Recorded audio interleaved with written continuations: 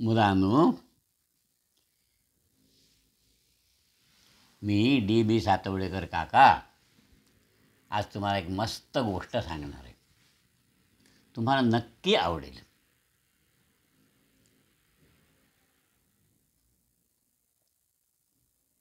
आपण ऐकूया हा गोष्ट.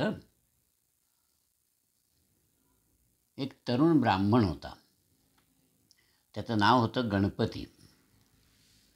तो काय करी, रोज सकाळी जवळच्या ओढ्यावर आंघोळीसाठी जायचा आणि त्या दिवशीसुद्धा तो भल्या पहाटे निघाला. सूर्य नुकताच उगवला होता. त्याची कोवळी प्रभा ओढ्यावर पसरली होती. किरणं पसरली होती. पाणी अजून थंड होतं. गणपतीने त्यात आंघोळ केली. सूर्याची प्रार्थना केली. धुतलेल्या कपड्यांचे पिळे आपल्या हातातल्या परडीत ठेवले आणि जंगलातल्या नेहमीच्या मोकळ्या जागी तो फुलं गोळा करायला निघाला. रोज सकाळच्या पूजेत तो देवाला ती फुलं वाहायचा आणि पाखरं आनंदाने किलबिलत होती. जवळच्याच एका कोपऱ्यात धोब्याचं गाढव शांतपणाने चरत होतं. गणपतीला कोपऱ्यात रान जाईचा छानसा ताटवा दिसला. तो धावला आणि बरीच फुलं त्याने खुडून घेतली आणि जंगलात दूरच्या कोपऱ्यात निघाला. तिकडे जास्वंदीची फुलं त्याला दिसली. खरं म्हणजे तिथून तो घरीच गेला असता, पण तेवढ्यात त्याला एक धिटुकला सिंहाचा छावा दिसला. हा छावा मोठा चप्पड होता. त्याला काय करू नी काय नकोसं जातं. छावा म्हणजे अगदी लहान सिंह, छोटा पिल्लू. तो सारखा धडपडत होता, कडमडत होता. त्याच्या लहानपणाच्या उचापतीमुळे तो त्याच्या कळपामधल्या सगळ्यात धडपड्या छावा म्हणून ओळखला जात होता. सगळे त्याला धडपड्या छावात असं म्हणत. तो आपल्या भावा बहिणींबरोबर सारखा भांडत असे आणि त्यावरून सारखे मोठ्यांचे फटके खायचा. पण त्याला त्याचं काही वाटत नसे. तो मारामाऱ्यासुद्धा करायचा आणि आनंदाने फटकेसुद्धा खायचा. आणि आता तर काय, तो मोठा झाला होता, स्वतंत्र झाला होता. आता तो कशाला कुणाला धूप घालणार आहे, कुणाला विचारणार आहे. मी मनात येईल तसं वागणार. सिंहाचाच छावा तो, म्हणजे सिंहाचं पिल्लू.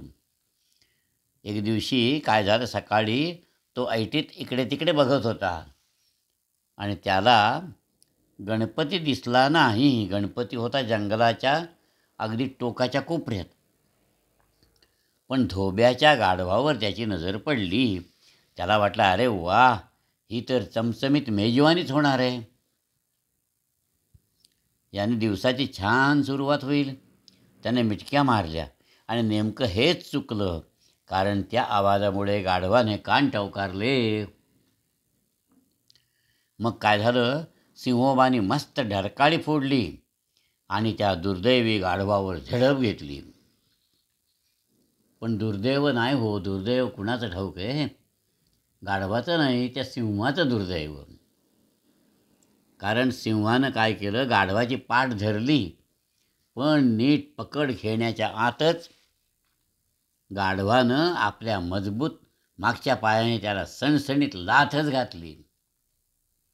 ओहो, अशी लाथ आजपर्यंत कुठल्याही सिंहाला कधीही कोणी मारलेली नसेल. सिंहाचा छावा हवेत फेकला गेला. सिंहाचा छावा फेकला गेला. त्याची बुलंद डरकाळी हवेत विरत गेली आणि तिच्यातून आधी किंकाळीसारखा आणि शेवटी तर रडल्यासारखा आवाज यायला लागला. तो छावा घाबरला होता, गोंधळलेला होता, वेदनेनं तळमळत पडला होता. तेवढ्यात गाढवानं पाठ फिरवली आणि त्याच्याकडे नजरसुद्धा न टाकता धूम ठोकली. पळताना ते मोठ्या मोठ्याने ओरडायला लागलं होतं, याऊ याऊ याऊ. पण ते गाढव हसतंय की नुसतंच आपल्या धन्याला हाक मारतंय हेच कुणाला कळत नव्हतं.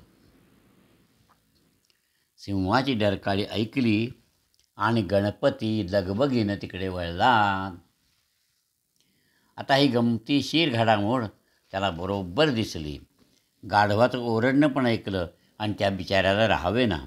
तो खो खो हसायला लागला, इतका की त्याच्या डोळ्यात पाणी यायला लागलं.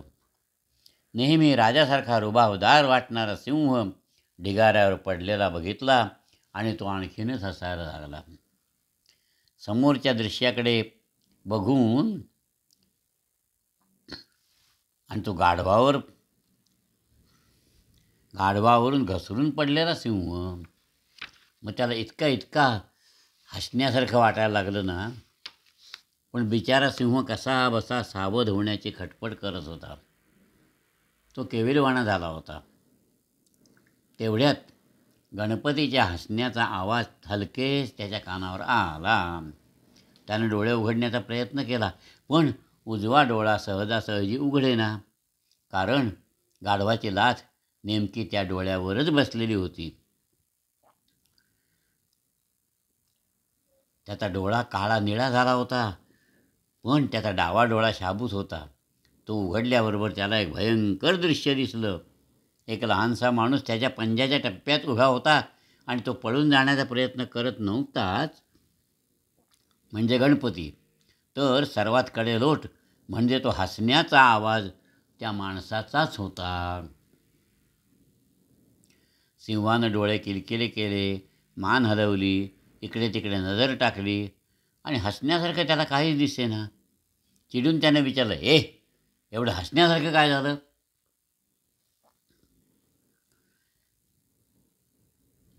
गणपती म्हणाला, तूच दिसतोयस गमतीदार. एवढं ऐकलं सिंहानं आणि चिडून आयाळ घुमवली आणि डरकाळी फोडली. अर्थात अजूनही त्याचं अंग दुखत होतंच, त्यामुळे त्याची पहिली डरकाळी अगदी क्षीण हळू उमटली. पुन्हा प्रयत्न केला. दुसरी डरकाळी जरा मोठ्यांदा आली आणि तिसरी तर आकाश भेदूनच गेली. सिंहानं क्षणात उठून गणपतीवर झेप घेतली. आपण ज्या सिंहाला हसत होतो तो सिंहच आता संतापाने आपल्यावर चाल करून येतो आहे गणपतीला जाणवलं. त्याने मागे सरकायची धडपड केली, पण तो एका झाडाच्या बुंध्याला आदळला. सिंह त्याच्याजवळ पोहोचणार, त्याची मानगूट धरणार, एवढ्यात गणपती गर्रकन वळला आणि त्याने ओल्या पिळ्यांची आणि फुलांची आपली परडी त्या भडकलेल्या सिंहाच्या टाळक्यावर फेकली.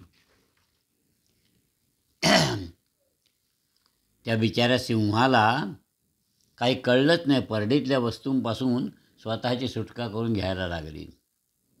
एवढं करेपर्यंत गणपती त्याच्या तावडीतून निसटला आणि झाडावर चढला, वरच्या फांदीपर्यंत पोचला. एखादा शहाणा सुरता सिंह असता तर निघून गेला असता. या चिमुकल्या छाव्याला एवढी अक्कल कुठून असणार? आणि तो सकाळपासून घडलेल्या गोष्टीमुळे जाम भडकला होता. काहीही करून या माणसाला पकडायचंच हे त्यानं पक्क ठरवलं होतं. मी नाही तुला जाऊ देणार, तो गुरगुरला. तू खाली येईपर्यंत मी इथेच थांबणार. गणपती स्वतःवर खुश होता. सिंहापासून सुटका झाली होती. त्यानं आनंदानं उत्तर दिलं, तुला कोण घाबरतंय? तू तर चांगलाच मूर्ख सिंह दिसतोयस. आता सिंह आणखीन भडकला.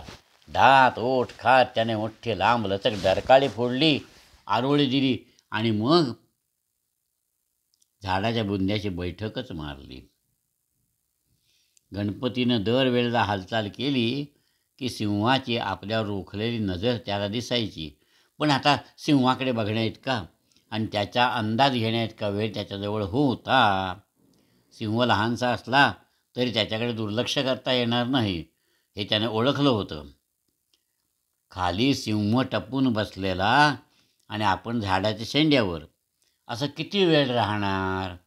त्याला काळजी पडली होती. किती झालं तरी हा सिंह एखाद्या कळपातला असणार, म्हणजे आजूबाजूला आणखीन सिंहसुद्धा असू शकतात.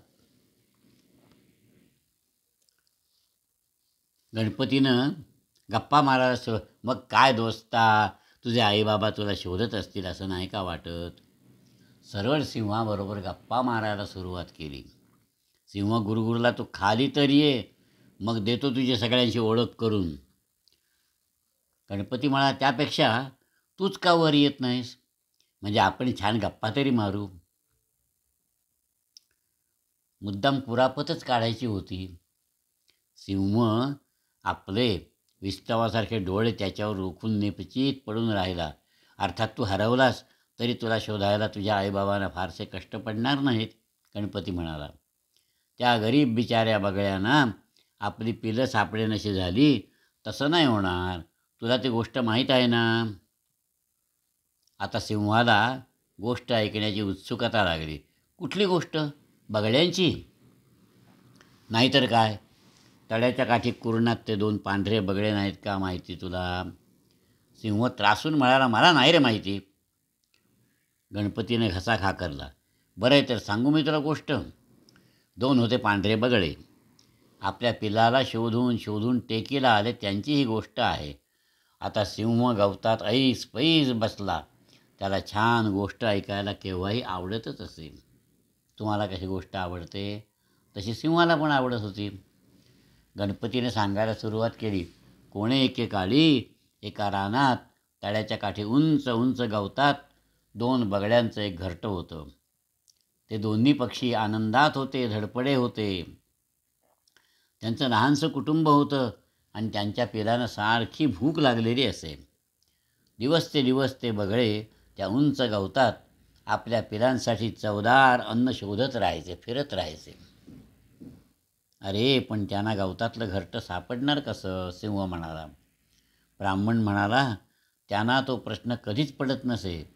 ते गवत ना नेहमीच ठराविकच उंचीचं असायचं. सिंह म्हणाला, छे काहीतरीच काय. गणपती म्हणाला, अरे ते का ठराविक उंचीचं असायचं सांगू. तिथे त्याचं काय होतं, रोज गायींचा एक छोटासा कळप रानात चरायचा. त्या गायी ते गवत ठराविक उंचीपर्यंतच खायच्या.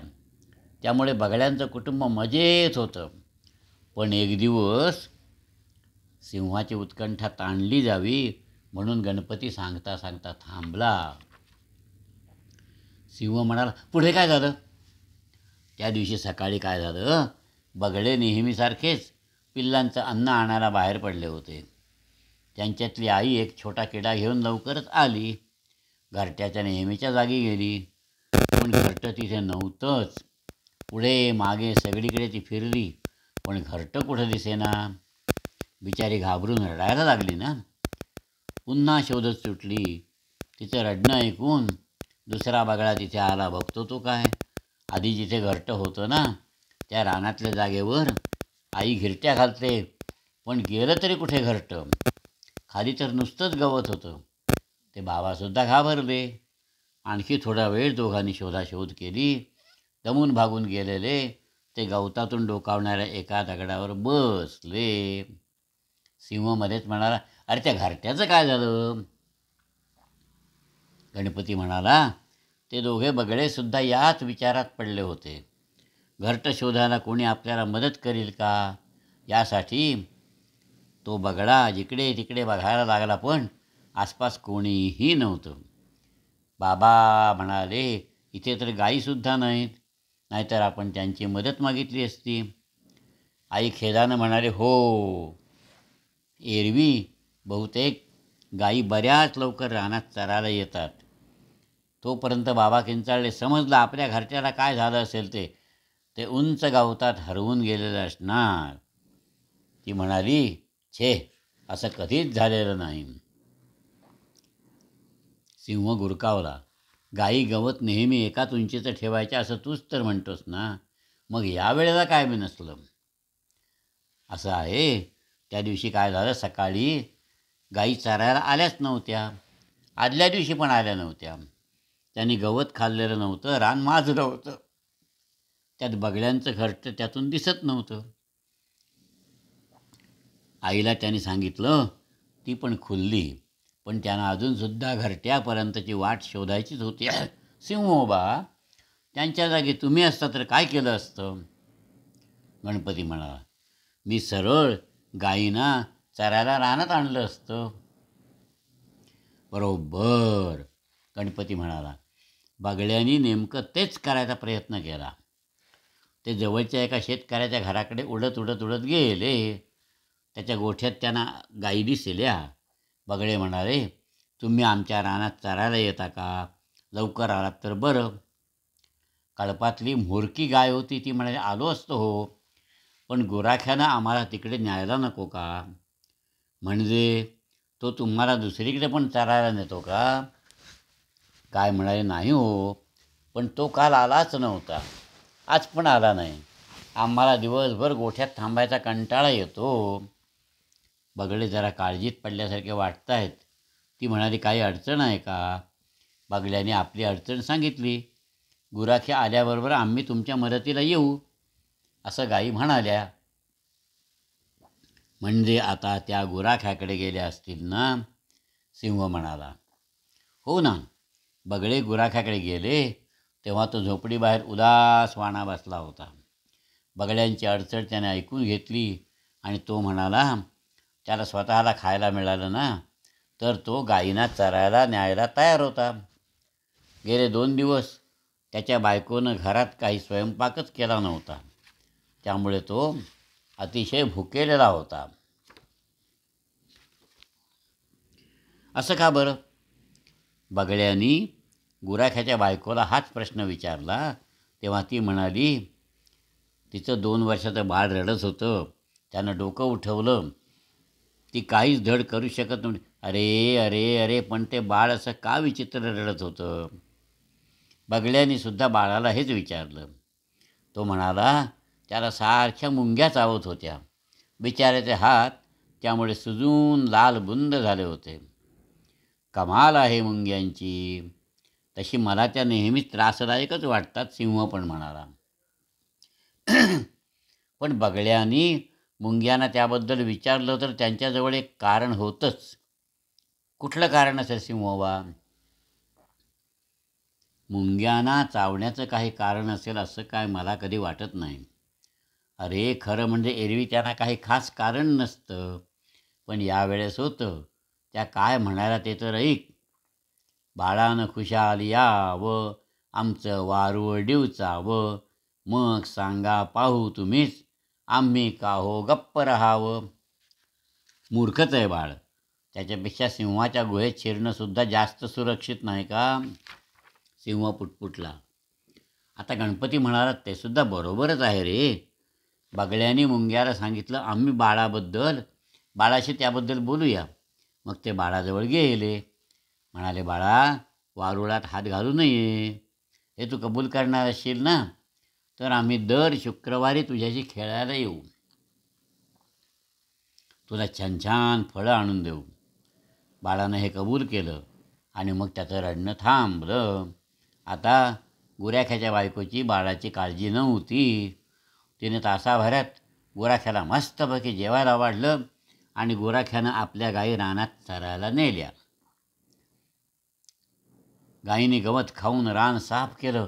लगेच बगड्यानं आपलं घरटं सापडलं. त्यात त्यांची पिलं सुरक्षित होती. बरं झालं बुवा, सिंह म्हणाला. आता तो खुशीत आला होता. गवतावर झकासपैकी ताणून देऊन तो बसला. त्याला तसा बसलेला बघून गणपतीला वाटलं, आता आणखीन गंमत करूया. तशा मी तुला छान छान गोष्टी सांगू शकेन, पण आत्ताच नको. मला आता घरी जावंसं वाटतंय. गणपतीने अलगद फांदीवरून खाली उडी मारायला सुरुवात केली. त्याची एक नजर सिंहावर होतीच. समजा त्यानं उगीच फटका बिटका मारला तर. इकडे सिंहोबा गोष्टीत एवढे गडले होते की आपल्याला ब्राह्मणाला ठार मारायचं आहे हे सुद्धा विसरले. परत त्याची आठवण झाली. सिंह टुणकून उठून बसला. त्याच्या मनानं जरा सौम्यपणानं म्हणाला, नाही बाबा, तुला जाता येणार नाही. असं काय करतोस? दिवसभर तर आपण इथे सारखं बसून राहू शकणार नाही. मला काही फरक पडत नाही म्हणा, मी आहे ब्राह्मण, मला उपासाची सवय आहे. पण पोटात भुक्याचा ढोंब उसळला की तू काय करशील? सिंह होता लहान. उपाशी राहण्याची कल्पना त्याला सहन होईना. गणपतीने त्याच्या चेहऱ्यावरची नाराजी बघितली. त्याच्यापेक्षा तू काय कर, नदीकाठी जा, तिथे तुला हरणं भेटतील, बकरे दिसतील, यातलं काहीतरी मिळेलच. सिंहानं विचार केला. गणपतीचं म्हणणं काही चुकीचं नव्हतं, पण तो आपल्याला हसला याचा रागसुद्धा सिंहाच्या मनातून जात नव्हता. शिवाय ही गोष्ट बाहेर पसरली तर त्याला तोंड काढायला जागा राहिली असता का? या विचारानं तो पुन्हा भडकला, गुरगुरला, मी तुला असा सोडणार नाही. इथून सुटलास की तू तुझ्या सगळ्या मित्रांना सांगत बसशील, बघा बघा बघा, या सिंहाला गाढवानं लाथ मारली, होय ना? हत्तीच्या, एवढीच काळजी आहे तुला? मी तुला वचन देतो, नाही सांगणार त्याबद्दल कुणाला. आता तर मला जाऊ दे. असं म्हणून गणपतीनं फांदीवरून उतरण्याचा प्रयत्न केला, पण सिंहानं पुढे झेप घेतली आणि झाडाच्या बुंध्यावर पुढच्या पायांचे पंजेच रोवले. ब्राह्मण दचकला. आता काय करावं त्याला कळेना. पुढे काय होईल त्याला समजेच ना. तेवढ्यात ओढ्याच्या बाजूने बकऱ्यांची बे बे ऐकायला आली. सिंहाला गणपतीचं बोलणं आठवलं. बहुतेक याला सोडून द्यायचं आणि हाताशी आलेल्या बकऱ्याला मारायचं, हेच जास्त शहाणपणाचं ठरलं असतं. सिंह गणपतीकडे नजर टाकून म्हणाला, मी माणसाच्या शब्दावर विश्वास टाकत नसतो, पण तुझा शब्द तेवढा मी मानायचा ठरवला आहे. तू आज जे काही पाहिलंस ते कुणालाही सांगणार नाहीस असं तू कबूल केलं आहेस, खरं ना? पण एवढं लक्षात ठेव, शब्द फिरवलास तर तू संपलास. एवढं बोलून जंगलच्या राजाच्या रुबाबात वागलोय याची खात्री वाटली आणि सिंह माघारी वळला, ऐटीत रानाच्या बाहेर पडला.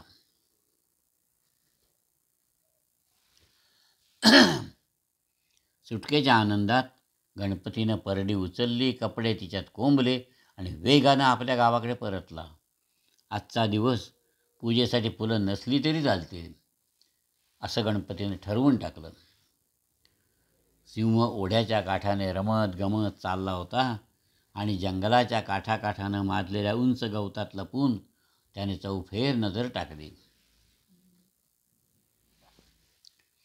बकऱ्यांचा एक छोटा कळप ओढ्याच्या काठी होता. त्यातले 3 जण इतरांपासून थोडे दूर चरत होते. सिंह त्यांच्यावर चाल करून गेला. नशीब चांगलं होतं, गणपती म्हणाला तसंच त्याला भक्ष्य सहज मिळालं. सिंहाची न्याहारी पार पडली. पोट भरलं तेव्हा पुन्हा तो माघारी आला. गणपती अजूनसुद्धा तिथेच आहे का बघायला लागला. तो नव्हता तिथे, पण आतापर्यंत त्याचा गणपतीवर जीव जडायला लागला होता. गणपती त्याला आवडायला लागला होता. म्हणून गावच्या दिशेने पुढे थोडासा गेला आणि त्याला शोधण्याचा सिंहानं विचार केला. बघता बघता सिंह गणपतीच्या गावाजवळ पोचला. गावातले आवाज त्याला ऐकू यायला लागले, वास यायला लागले. भरगच्च झुडपांच्या मागे लपून मधल्या फटीमधून तो बघायला लागला. गाव, काही घरं, एक देऊळ पण त्याला दिसलं. आसपास थोडीशी मुलं होती, एक कुत्रा होता, बाकी काही नव्हतं. गावाची टेहळणी करण्यासारखं छानशी जागा तो सावधगिरीनं शोधायला लागला. करता करता करता तो थेट घरांच्या एका ओढीच्या पाठी आला आणि त्याला कोण दिसावं? प्रत्यक्ष गणपती विहिरीतून पाणी काढत होता. सिंह झुडपाच्या मागे दडला होता. त्याच्यावर नजर ठेवायला लागला. गणपती कुणाशी तरी बोलत होता. आलोच हं एवढ्यात असं सांगत होता. सिंहाला वाटलं गणपती लगेच परत येईल, पण 10 मिनटं गेली, 20 मिनटं गेली तरी तो आला नाही. सिंहाच्या अंगावर ऊन येत होतं, पण गणपतीचं कुठेच दिसण्याचं लक्षण नाही. झुडपाखालच्या सावलीकडे सिंह सरकला आणि आरामात बसला. लवकरच त्याला डुलकी लागली. सकाळी त्याचं पोट अगदी भरलं होतं. तो गाढ झोपला. नशिबानं कुणीही गावकरी त्या वाटेने आलेले नव्हते. जवळजवळ दुपारपर्यंत तो निवांत झोपू शकला आणि नंतर हमरी तुमरीच्या चढत्या आवाजाने त्याला जाग आली. गणपतीचं आणि त्याच्या बायकोचं भांडण जुंपलं होतं. गणपतीने घराच्या मागचं दार उघडलं, परसात आला. त्याच्या मागोमाग त्याची बायको पण आली. तुम्ही स्वतःशी एवढे का हसताय? बऱ्या बोलानं मला सांगा. गणपतीची बायको म्हणाली. काही कारण नाही म्हटलं ना. गणपतीने तिला झटकून टाकलं. हे बघा, कोणी शहाणा माणूस उगाच स्वतःशी हसत नसतो. बायकोनं उत्तर दिलं. माणसानं आनंदी हसणं वाईट की चांगलं? तुम्ही उगाच हसलात की तुम्ही मलाच हसता असं वाटतं मला. त्याची बायको चिडून म्हणाली. मी तुला हसत नाही. नाहीतर काय, मी तुम्हाला चांगली ओळखून आहे. तुम्ही मग मला उगाच का चिडवता? बायकोच्या रागाचा पारा क्षणाक्षणाला चढत गेला. त्याचा तुझ्याशी काही संबंध नाही, तो बायकोला समजावत म्हणाला. नाही ना संबंध, मग मला सांगत का नाही? जाऊ दे ग, एवढं काही महत्त्वाचं नाही. गणपती परत म्हणाला. असं म्हणताना माझी पाठ वळली की हसता. मला सांगितलं नाही तर मी संतापेनं बोलणार नाही तुमच्याशी, माहेरी निघून जाईन. नाहीतर तुम्हाला वेड लागलं असं लोकांना सांगत सुटेन. थांब थांब बये थांब, गणपती भिवून म्हणाला. मी कशाला हसतो ते सांगतो, पण ते तू कुणाला सांगू नकोस हां. गणपतीने त्याला सिंहाची आणि गाढवाची गोष्ट सांगितली आणि ती अशी सांगितली रंगवून रंगवून की त्याची बायकोसुद्धा खो खो खो हसायला लागली. त्यांचं हसणं ऐकलं आणि झुडपाआडचा सिंह आणखीन भडकला. या एवढ्याशा माणसानं शब्द मोडला होता. बायकोला सगळं सांगितलं होतं आणि लवकरच तर सगळ्या गावाला तो ते सांगत सुटणार होता. सिंहाला हे मुळीच खपलं नव्हतं. गणपतीची बायको घरात गेली. तो एकटाच बाहेर पडला तसं सिंहानं संधी साधली. गणपतीवर झडप घातली, त्याला पाडला, त्याच्या छातीवर पंजा रोवला. भीतीनं गणपत किंचाळू सद सकेना. त्याच्या तोंडातून आवाज येईना. दिलेला शब्द मोडतोस काय? आता थांब, तुझा शेवटच करतो. सिंह खवळला. इथे? हो, इथे आणि आत्ताच. त्याने पंजा उगारला. थांब थांब थांब थांब थांब. त्यांचा तुझ्यावर कधीही विश्वास बसणार नाही. कुणाचा? सिंह जरा थांबून विचारायला लागला. इतर सिंहांचा. तू एकट्यानं एक माणूस मारलास हे त्यांना कसं पटेल? ब्राह्मणाचं म्हणणं बरोबर होतं. आपण एका माणसाला मारलं असं सांगत सिंह आपल्या कुटुंबात गेला असता तर घरच्यांनीही विचारलं असतं, पुरावा काय? त्यापेक्षा त्या माणसाला जंगलात नेणं बरं पडलं असतं. म्हणजे मग इतर सिंहांनी प्रत्यक्ष बघितला असता. बस माझ्या पाठीवर. चुळबुळ केलीस, सुटायचा प्रयत्न केलास तर मी तुला तिथल्या तिथे मारून टाकेन, सिंहाने सांगितलं. एक अक्षरही न बोलता गणपती बिचारा सिंहाच्या पाठीवर बसला. निदान आत्तापुरती तरी मरणातून सुटका झाली होती. सिंह जंगलाकडे निघाला, पण गणपतीचं ओझं पाठीवर. तो हळूहळू हळूहळू जात होता. थोडं अंतर गेलो. थोडं गेल्यावर सिंह विश्रांती घेण्यासाठी थांबला, पण तो गणपतीवर नजर ठेवून होता. या खेपेला तू सुटू शकणार नाहीस, लक्षात ठेव. गणपती काहीच बोलेना. काय मग, देवाची प्रार्थना बिर्थना करतोस की नाही? सिंह म्हणाला. मरणाच्या आधी केलेली बरी. मी आधीच केली आहे. खरं म्हणजे माझ्या चलाख वडिलांनी मला एक दिलेला सल्ला मला आठवतोय. काय म्हणाले होते तुझे वडील? जेव्हा एखादी समस्या सुटत नसेल, तिच्यातून मार्ग सापडत नसेल, तेव्हा ती उलटीसुलटी करावी. म्हणजे आपल्याला हव्या त्या दिशेनं ती बरोबर घेऊन जाते. सिंहाला यातलं ओ की ठो समजलं नाही. तो लहानच होता. वैतागून म्हणाला, मी असला मूर्खपणा कधी ऐकला नाही. जर तू हुशार माकडाची गोष्ट ऐकली असतीस तर तू असं कधीच म्हणाला नसतास. तो पठ्ठ्या नेहमी नुकसानातून फायदा मिळवायचा. कोण माकड? सिंह म्हणाला. एकदा काय झालं, माकडाच्या शेपटीत काटा रुतला. त्याने तो ओढून काढायचा प्रयत्न केला, पण काटा काही निघेना. तो मोठ्यांदा ओरडायला लागला. बाजूने एक वाटसरू जात होता. त्याने त्याचा आरडाओरडा ऐकला. तो थांबला. त्याने काटा काढून द्यायची तयारी दाखवली, पण एक धारदार चाकू घेतला.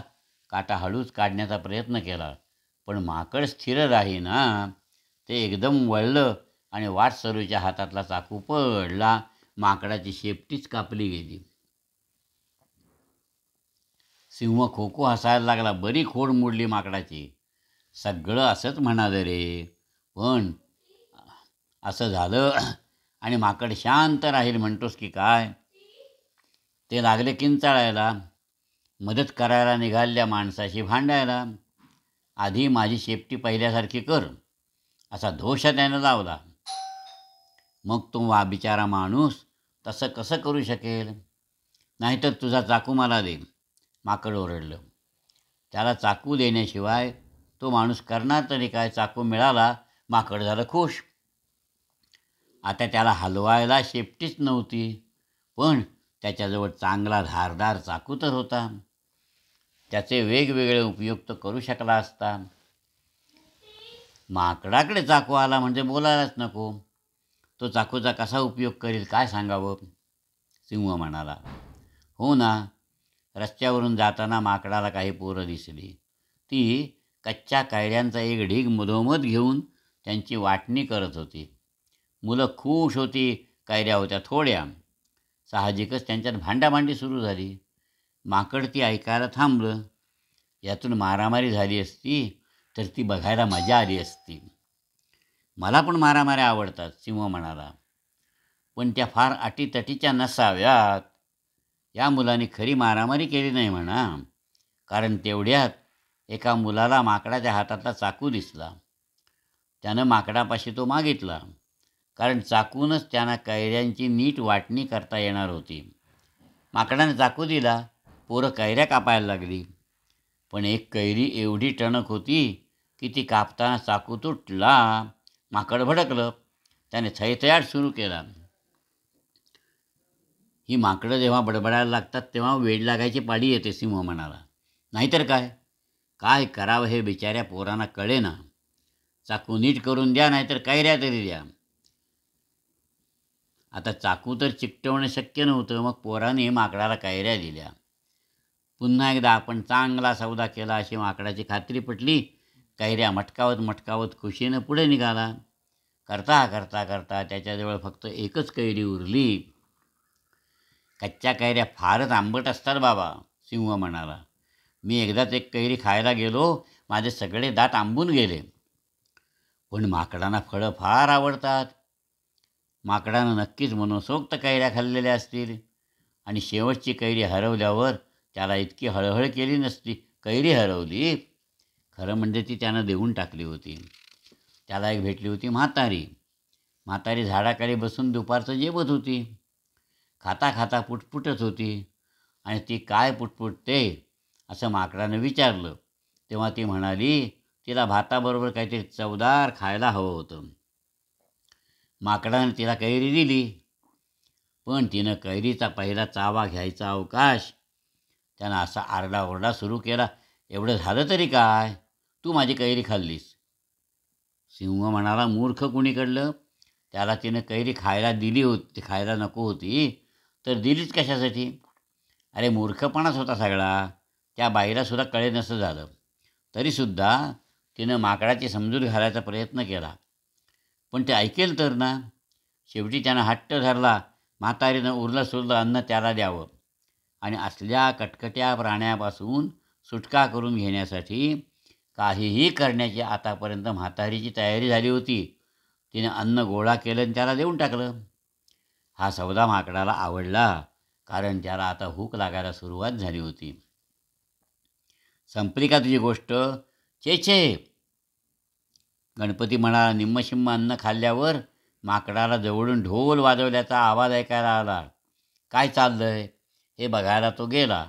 रस्त्याच्या कडेला बसून एक माणूस ढोल वाजवत होता, पण रस्त्यावर शुकशुकाट. कुणालाच ते ऐकायला नको होतं. मग तो ढोल का वाजवत होता? माकडाने त्याला तेच विचारलं. ढोलवाला म्हणाला, तो जवळच्या गावापासून दूर आला होता. ढोल ऐकून कुणीतरी आपल्याला मदत करील अशी त्याला आशा वाटत होती. आता त्याला कशा प्रकारची मदत लागेल, माकडानं विचारलं.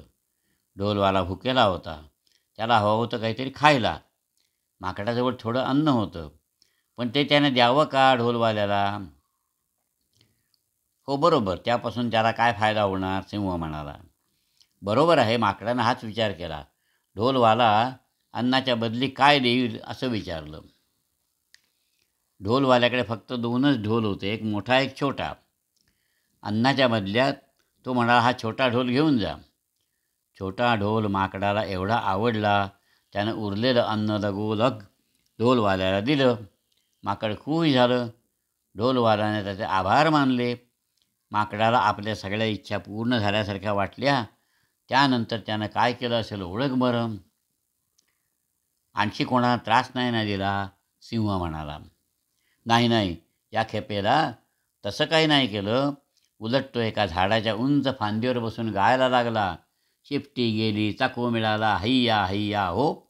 चाकू मिळाला, चाकू गेला, कैऱ्या मिळाल्या, हैया हैया हो. कैऱ्यांच्या बदल्यात भात मिळवला, हैया हैया हो. भात संपला, ढोल मिळाला, हैया हैया हो. लोक ऐकायला जवळ जमले आणि मग काय झालं? माकड हैया हैया करीत बसलं. इथे गोष्ट संपली. सिंह म्हणाला, हैया हैया हो, आता आम्ही तुला धरतो, हैया हैया हो. पण गणपती म्हणाला, तुला माझ्याकडून 2 चांगल्या गोष्टी मिळाल्या ना. सिंहाला वाटलं आता आपल्याला निघायला हवं. त्याने ब्राह्मणाला पुन्हा आपल्या पाठीवर बसवलं. जंगलात पुढची वाट धरली. या दरम्यान गणपती सुटकेचा विचार करीत होताच. हमखास सुटका होईल अशी एक योजना त्यानं आखली. खांद्यावरच्या टाकलेल्या पंचाला त्याने 4 कोपऱ्यात गाठी मारल्या. मिनिटाभरानं त्यानं त्यातली एक गाठ सोडली आणि तिच्या डोकावून म्हणाला, आत आहेस ना तू? छान. सिंह म्हणाला, कुणाशी बोलतोयस तू? कुणाशी नाही, तुझं चालू दे. ब्राह्मण म्हणाला. सिंह पुढे चालायला लागला. 5 मिनिटांनी परत गणपती बोलायला लागला, आहेस ना तू? शाबास. आता यावेळेस सिंह जरासा चिडून म्हणाला, तू बोलतो आहेस तुम्ही कुणाशी? अरे स्वतःशीच. मी पुष्कळदा तसं बोलतो. सिंहाचा संशय वाढला. ब्राह्मण कुणाशी तरी बोलतोय. 5 मिनिटानंतर गणपतीनं तिसरी गाठ सोडली. आहेस ना तू? बरं झालं हां. आता सिंहानं त्याला धाडकन जमिनीवर आपटलं. त्याच्यासमोर सरळ उभाच राहिला. तू कुणाशी बोलत होतास बऱ्या बोलानं सांग, नाही तर तुला आत्ताच्या आत्ता मारून टाकेन. गणपतीने लांब श्वास घेतला. मी माझी चीजवस्तू नीट आहे का बघत होतो. चीजवस्तू? तरुण ब्राह्मणाचं बोलणं त्याच्या लक्षात येईना. गणपतीच्या अंगावर तर काहीच नव्हतं. माझ्या पंत्याच्या 4 कोपऱ्यात 4 गाठी दिसत आहेत का तुला? माझी किमती मालमत्ता आहे. त्यात आम्हा माणसांना पाळीव प्राणी ठेवायला आवडतात. तुला माहीत आहे का? त्यात मी काय ठेवलं ठाऊक आहे? हुशार, गोड, गोजीरवाणे 4 जीव आहेत. तू त्यांच्या प्रेमात पडशील. ते आवाज करतात तेव्हा मला हसूच येतं. कोण प्राणी पाळलेस ते सांग आधी. सोपं आहे, मी गाढवं पाळतो. 4 धडधाकट दणकट गाढवं. सकाळी तुला एकानं पाडलं होतं ना त्याच्यासारखी, फक्त जरा मोठी. गणपती असं म्हणत असताना सिंहात चमत्कारिक बदल झाले. गाढव हा शब्द ऐकताच तो क्षणभर मागे सरकला. भीतीनं त्याचे डोळे विस्फारले. सकाळी बसलेल्या लाथेची त्याला आठवण दुखरी होती. खरं तर या घटनेपासून त्याचा एक डोळा काळा निळा झाला होता आणि अंगावर ठिकठिकाणी दुखत होतं. आता पुन्हा त्यानं एक गाढवाला भेटण्याची संधी नको होती. नको रे बाबा, 4 गाढवं तर नकोच. या विचारानं त्याचा थरकाप उडाला. गणपती म्हणा, तुला बघायची आहेत का माझी 4 गाढवं? 4 गाढवं. नुसत्या कल्पनेनं सिंह पांढरा फटक पडला. एक गाढव इतक्या जोरात लाथ मारू शकतं, 4 गाढवं काय करतील? असा विचार येतो ना येतो तोच. सिंहाने काय केलं? जराही चालढकल केली नाही. पाठ वळवली आणि धूम ठोकली. मुलांनो, या गोष्टीचे लेखिका आहे गीता अय्यंगार.